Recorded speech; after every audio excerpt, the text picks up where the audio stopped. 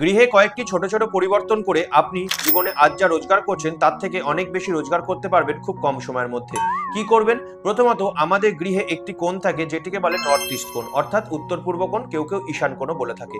এই কোণটিকে আপনি যত পরিষ্কার রাখবেন তত আপনার জন্য শুভত্ব নিয়ে আসবে। এছাড়া এই কোণে আপনি কোনোভাবেই ভুলবশত রান্নাঘর এবং বাথরুম করবেন না। যদি রান্নাঘর এখানে করে থাকেন তাহলে রান্নাঘর আমাদের অগ্নিতত্ত্বকে নির্দেশ করে এবং এই কোণটি স্পেশালি জলতত্ত্বকে নির্দেশ করে থাকে, তাহলে কিন্তু প্রচন্ড পরিমাণ সমস্যা তৈরি হবে। ভুলবশত এখানে আপনি কোনো রকম লাল বা অরেঞ্জ কালারের ম্যাট ব্যবহার করবেন না।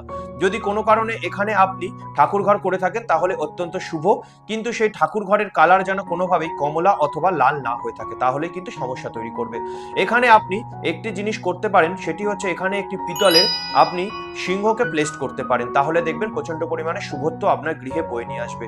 আরো একটি জিনিস, এই কোণ সর্বদা ফাঁকা রাখার চেষ্টা করবেন, হালকা রাখার চেষ্টা করবেন এবং দেখবেন যাতে এখানে হাওয়া বাতাস প্রপার পরিমাণে চলাচল করে।